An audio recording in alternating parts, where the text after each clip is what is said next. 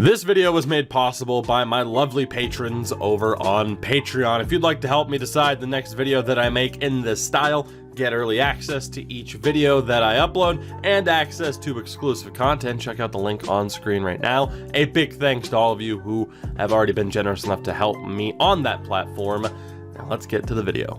So we have a lot to get to today. Needless to say, it's time consuming to research 31 teams worth of prospects and meticulously rank them to decide who has the top prospect pool.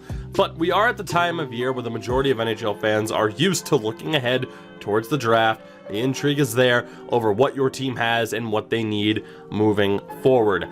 But at the end of the day here, one thing to keep in mind, this is for fun. There's no perfect formula for this subject. There is subjectivity based on how an individual assigns an arbitrary grade to a prospect. I, for example, put heavy emphasis on where a player was drafted and how they've done since. So you might see some results that you disagree with, but at the end of the day, at least the grading is consistent. For each team, I looked at their top 10 forwards, top 5 defensemen, and top 2 goaltenders who were born in 1996 or later with less than a full season's worth of games, so 82 games, to their credit to determine these rankings. And already you could argue that 1996 is a bit too late, but hey, it is what it is. And also, 2 goaltenders doesn't exactly tell the full story for most teams, but some franchises only have 2 goalies in that age group, so there's the limitation.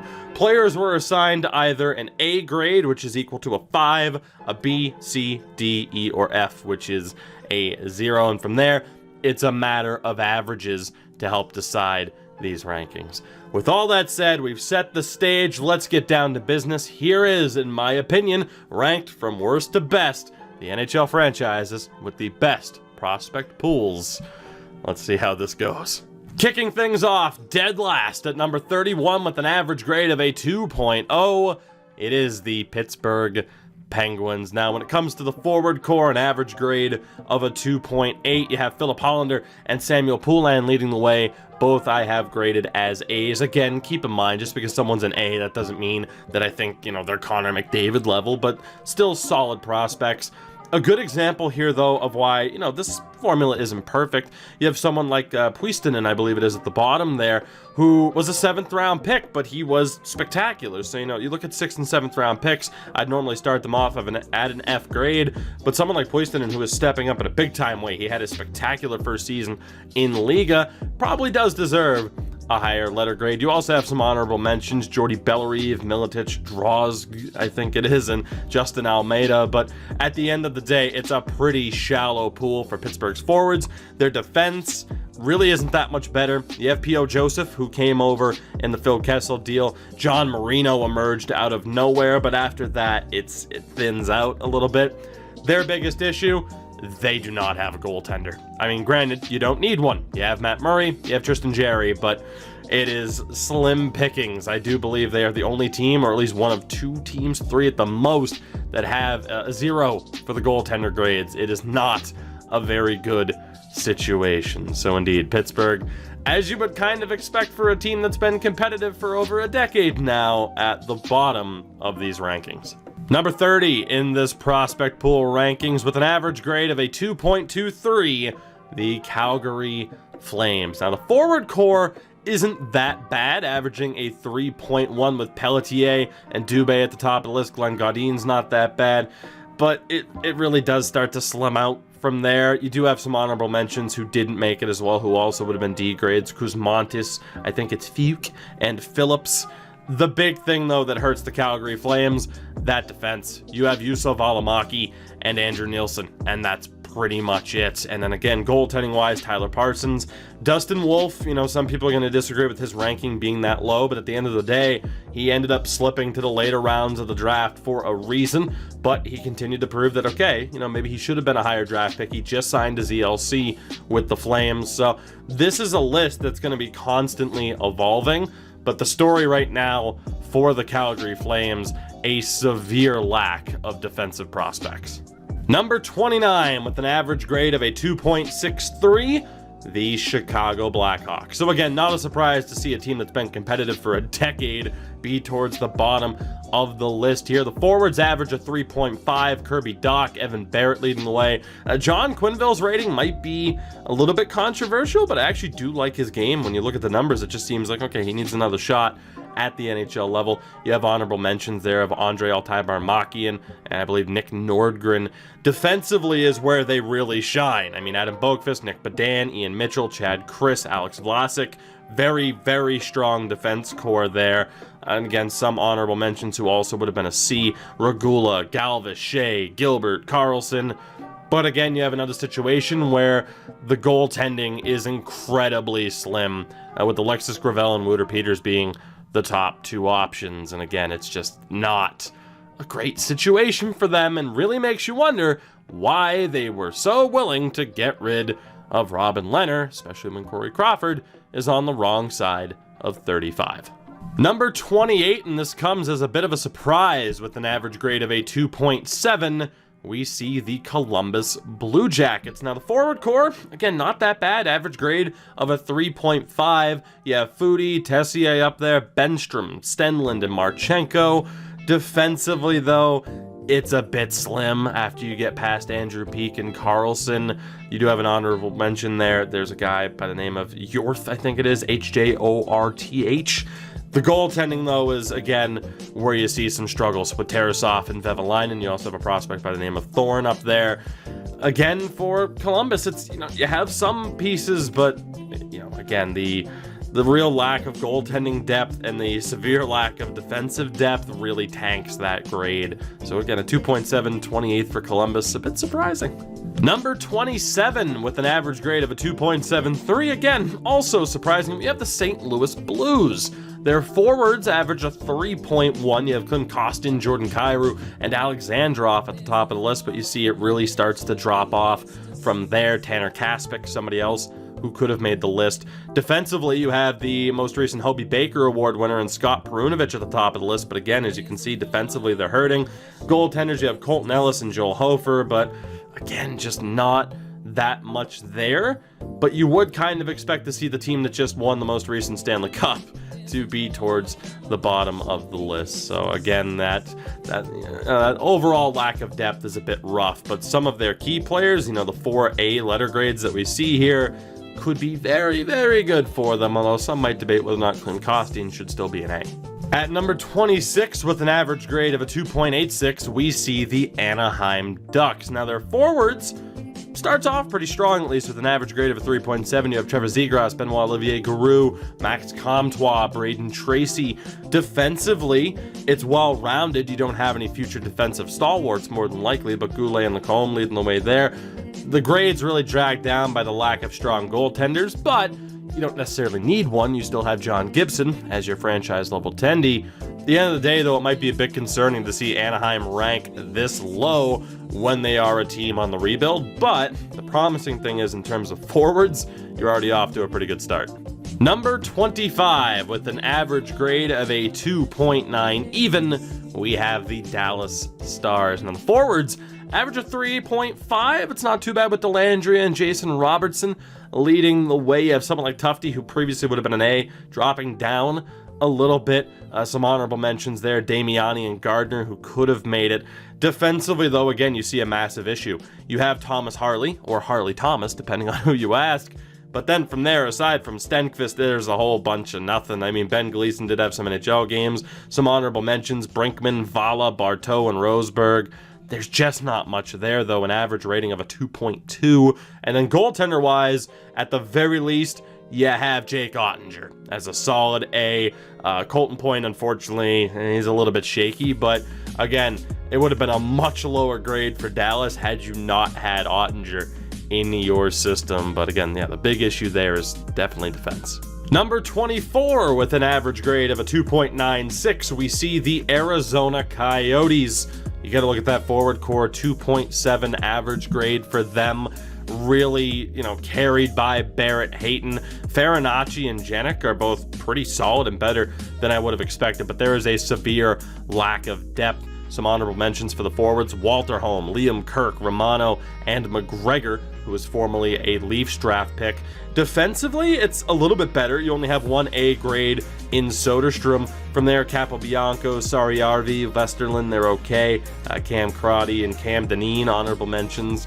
Goaltending, though, is at least solid. Aiden Hill, still considered a prospect by these rankings. Prosvetov there as well. Again, you don't have too many A-grade options here, but they do help out the rankings quite a bit. And obviously, with the way we had to do the goaltender rankings, having 2 C goalies in the system helps that final grade quite a bit. But again, a pretty severe lack of depth for the Coyotes at this stage.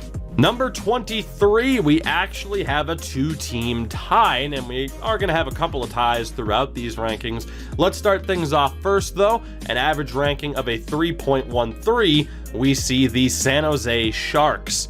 Now, the forward core looking decent. I mean, an average grade of a 3.4. Dylan Gambrell leading the way. Still really like his game and the offensive touch he might be able to bring to the NHL level. But Latunov, Gregor, and Blichfeld also not that bad. Blichfeld's a great example of someone who was drafted low, whose stock has just continually gone up. Plenty of honorable mentions there that could go alongside John Leonard at the end. Spiridonov, Gallant, Weatherby, Halbjwax, and VL, Jeffrey Truchon VL formerly. Defensively, though, pretty solid at an average of a 4.0. Merkley, Yznaev, Ferraro, Mellock, and Jeremy Waugh.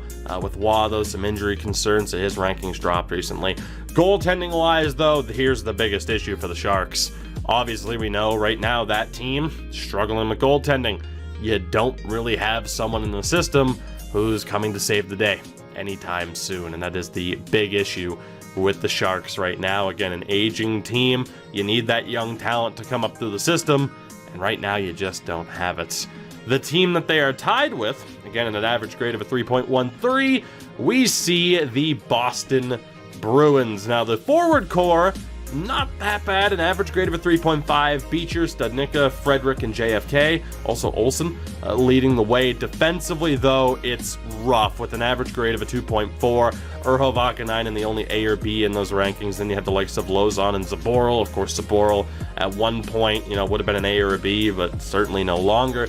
The goaltending, though, is solid. You have Jeremy Swayman, who was the NCAA Goalie of the Year, at a B at this point. Dan Vladar also there, who's had quite a bit of AHL experience. So things aren't looking that bad for the Bruins. I think you'd expect to see them in the back half of these rankings, though, being a team that outside of really 2 seasons or so have been consistent contenders for the better part of the past decade plus. In sole possession of 21st with an average grade of 3.16, Stone Cold approved, we have the Vancouver Canucks. Now, the forward core, the top half is solid with an average grade of a 3.6.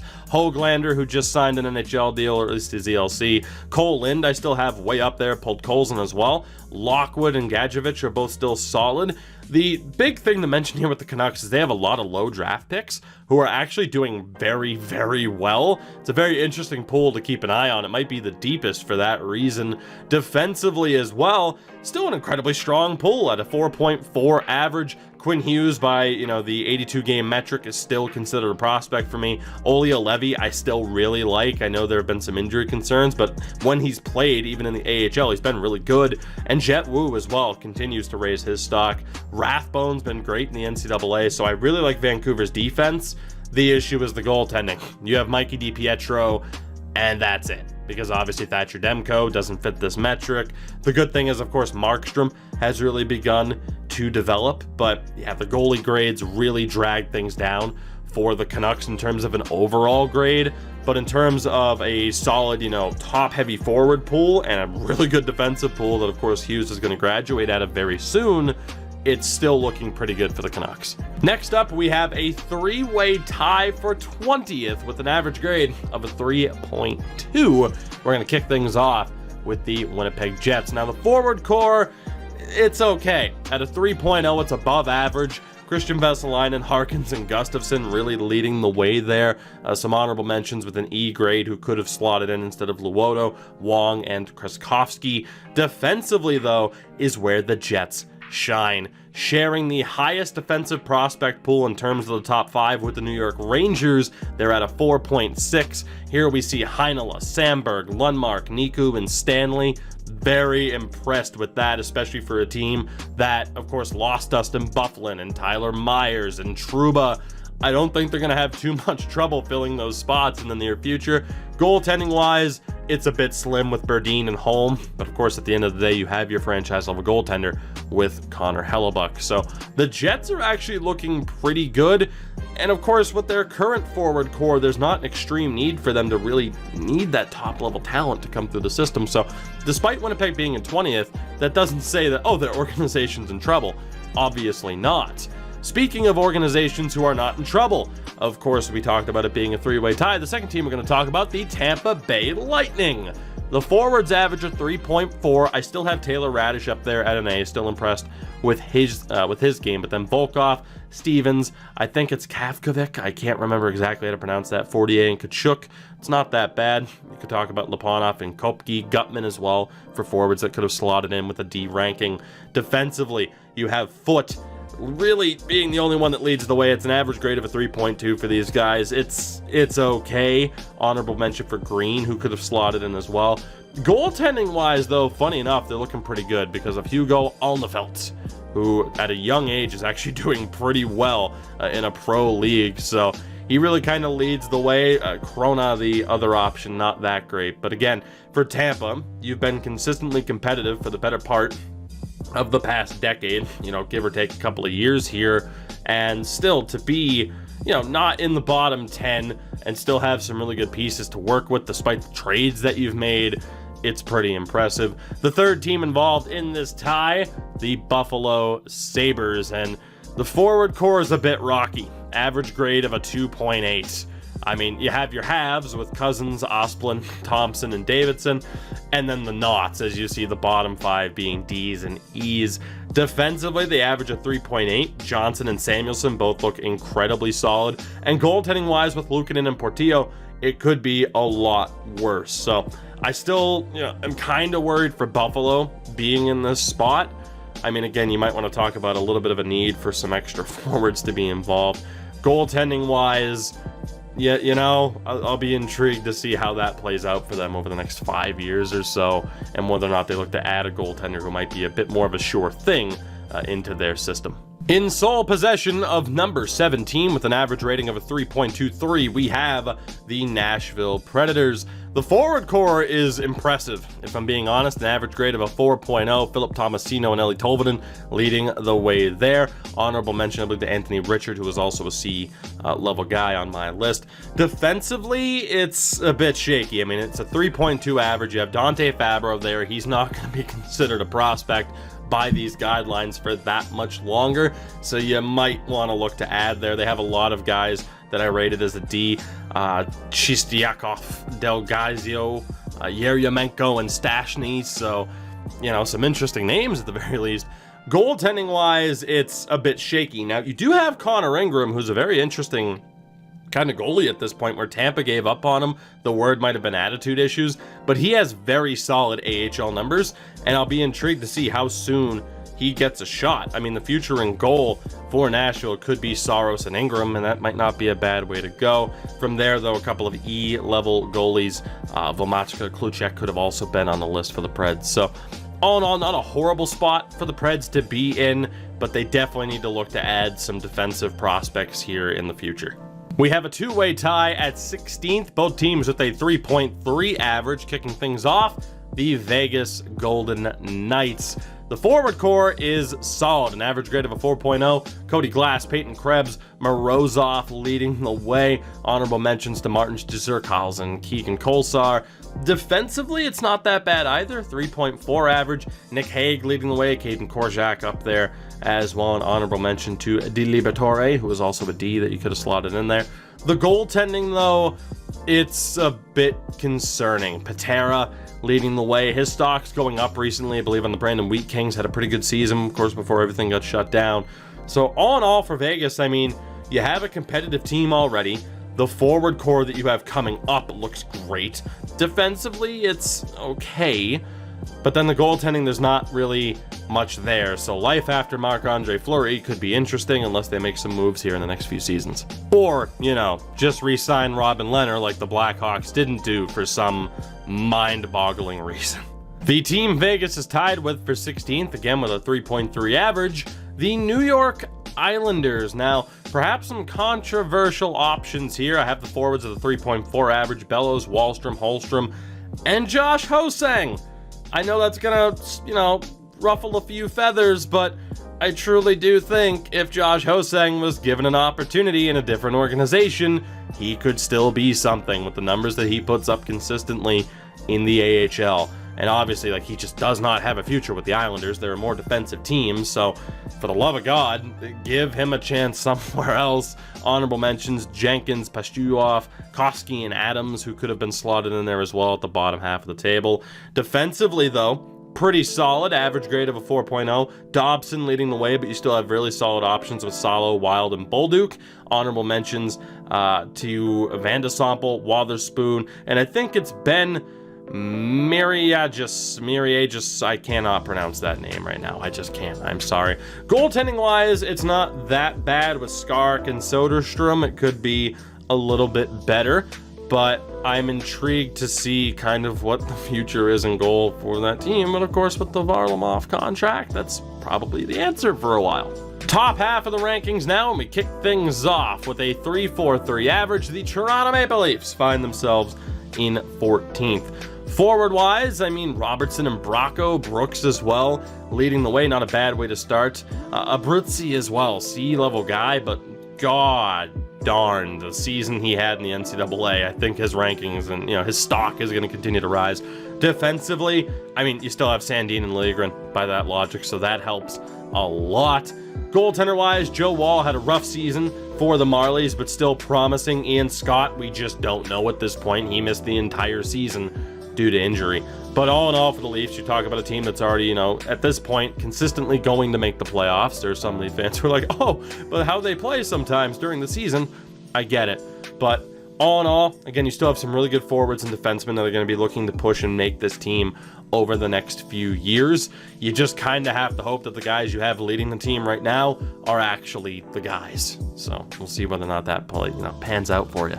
In 13th, with an average grade of a 3.46, we see the Montreal Canadiens. Of course, forward-wise, Suzuki, Paling, Elon, and Caulfield leading the way. Defensively as well, it's incredibly strong with Brook, Romanoff, Fleury, Struble, and Juleson. Harris also could have made it at a B, so one of the stronger defense cores coming up from Montreal. The issue for them is goaltending. Caden Primo, if he continues to impress and improve, he's certainly going to have higher than a C rating. There are going to be some Habs fans who are like, that's garbage, he's an A. Look at where he started. It's consistent progress for him at this stage. I don't think it's fair to say he's on Ottinger level at the moment, or other goalies who might have an A.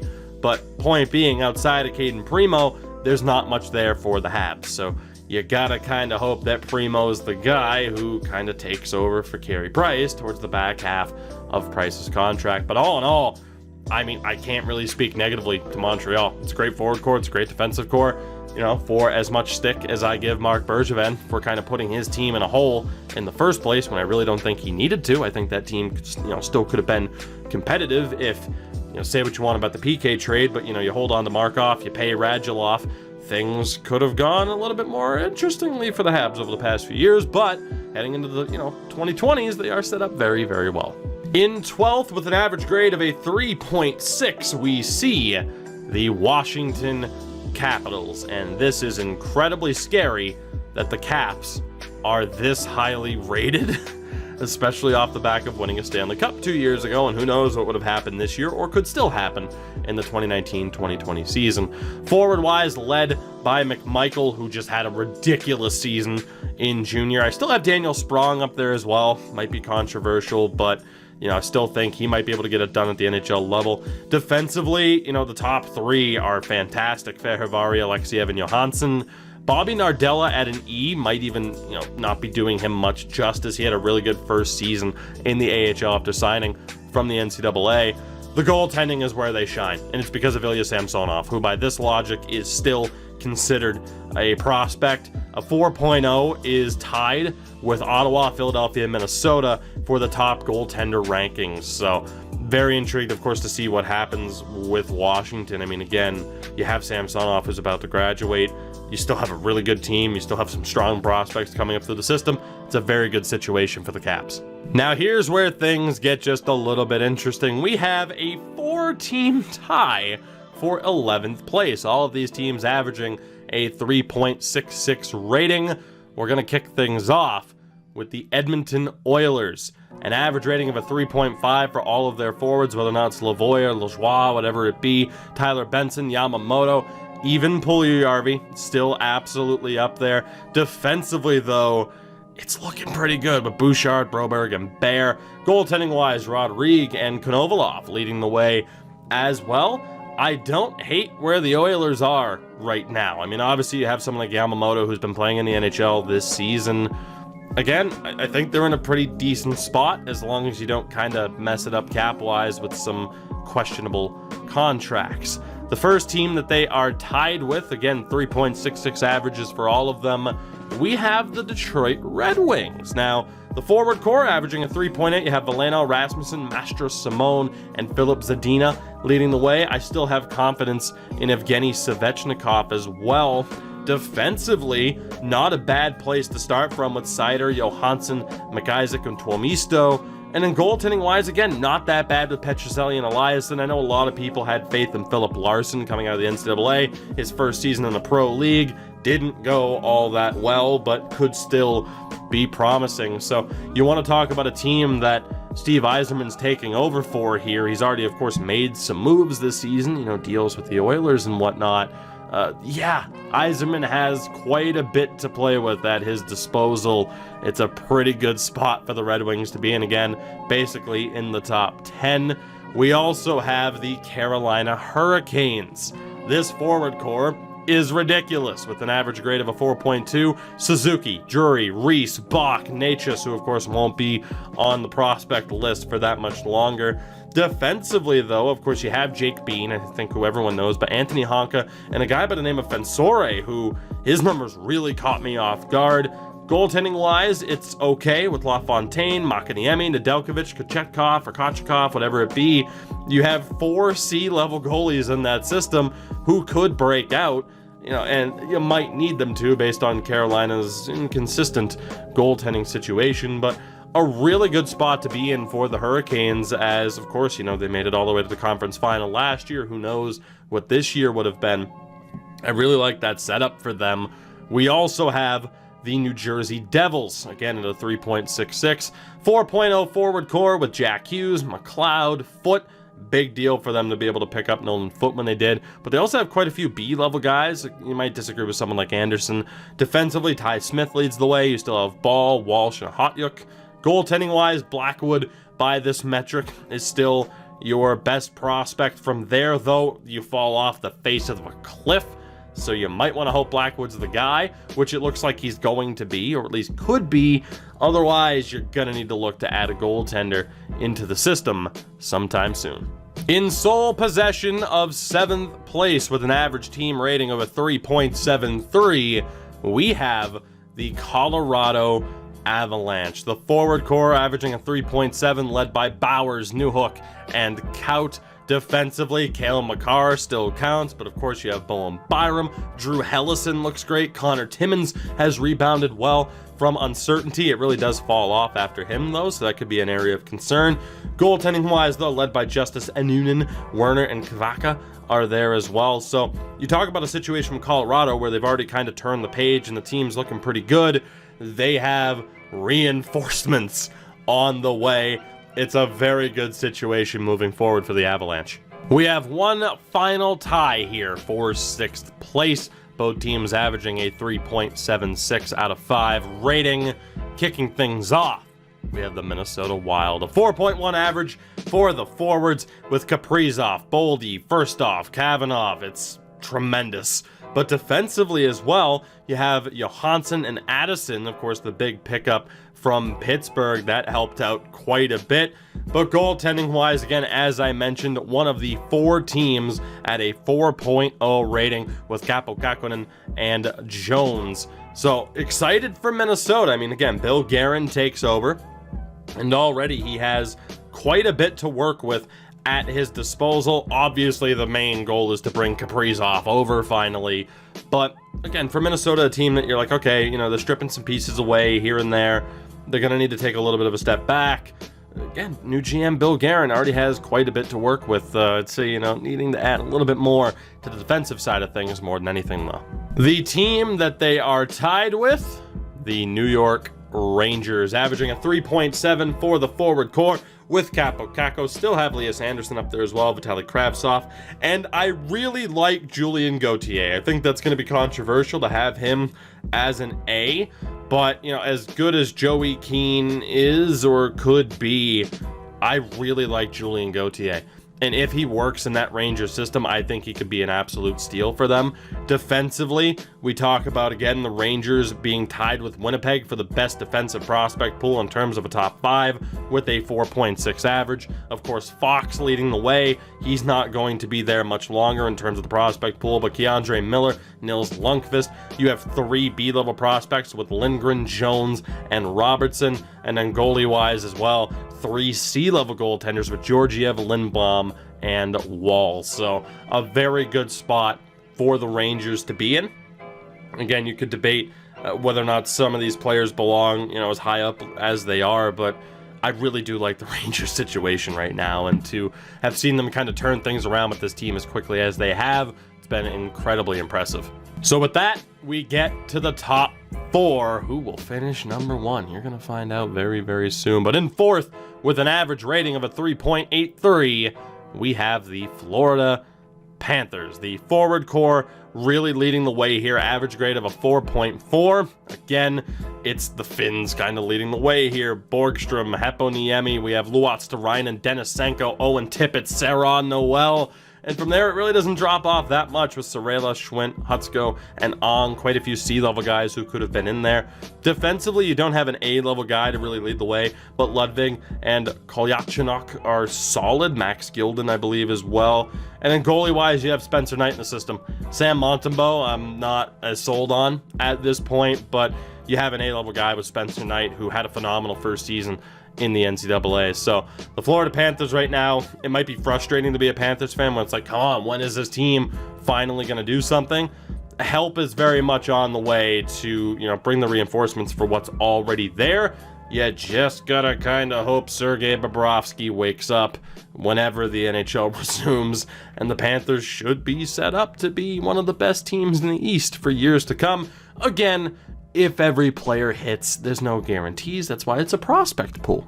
At number 3, with an average grade of a 3.86, we have the Los Angeles Kings. They boast the highest forward-rated prospect pool that was worded weirdly, but it is what it is, at a 4.6. Jared Anderson-Dolan, Rasmus Kapari, Gabe Velarde, Alex Turcotte, Akil Thomas. You have Madden, who you just got from the Canucks. Kaliev, Grundstrom, Fogamo, Asimont, Shafagulin could be there as well. Defensively, Bjorn Fott and Clague leading the way. Dursey was a good pickup from the Leafs. You have Mikey Anderson and Holtz there. And goaltending-wise, out of nowhere, there's this guy named Parik. It might be Parik, but regardless, looks really, really good, which you kind of need after giving up Jack Campbell, you know, as you're trying to see, again, who's going to be the guy after Jonathan Quick. It's a really good situation for the Kings, and of course they find themselves towards the bottom of the NHL standings as it is, so you're only going to see this prospect pool get better. I think that's kind of a scary thing where you sit there and say, okay, the Kings have hung on for too long to try to be good, but the problem is, in the meantime, they already have a ridiculous amount of talent stockpiled. They're going to be very scary again very soon if all goes right. And with that, we get to our final 2. Who will be number 1?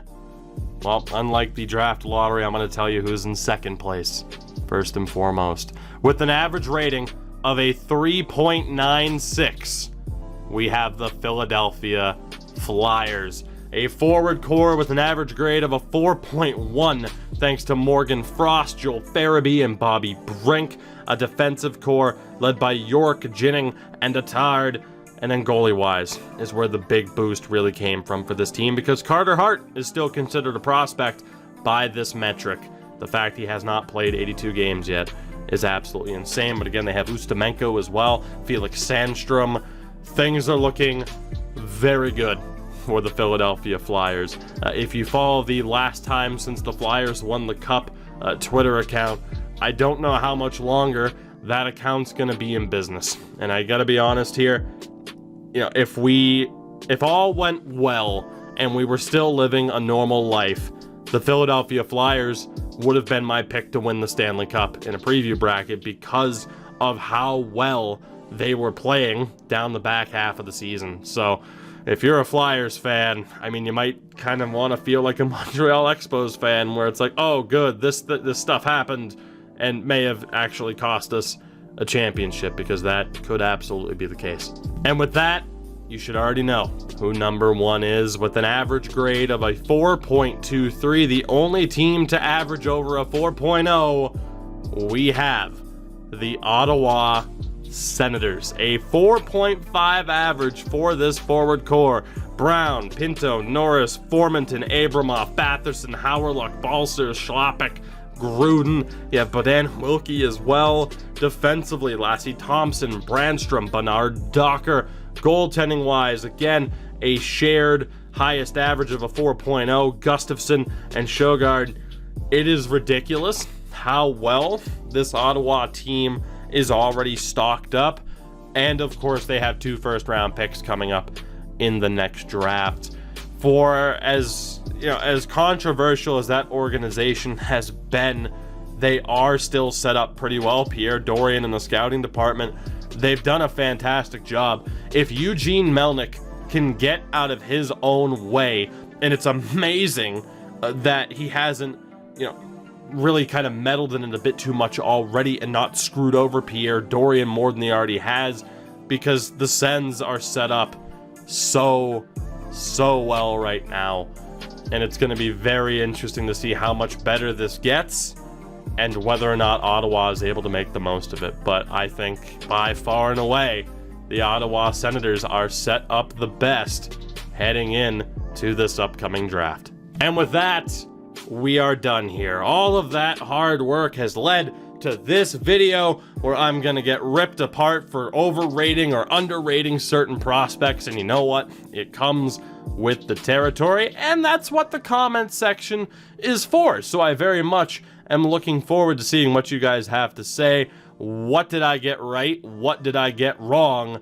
What do you think? In your opinion, who has the top prospect pool? Did I insult you and your family and your entire lineage by saying that your favorite team's prospects are not as good as you think they are? Again, let me know down in the comments. But again, I want to thank my patrons over on Patreon for voting for this. Is this going to be a yearly thing? I don't know, because this took weeks to prepare. It was a bit of a nightmare, but I'm happy to see it done now. If you haven't already, drop a like and subscribe. Check out everything in the description. Of course, all the socials, Twitch, Discord, all that fun stuff. I will see you all in the next one. Will it be a mock draft? Will it be another GM trade history, a redraft? Well, that's up to the fine people on Patreon, and we'll find out what they think sooner rather than later. I'll see you all next time.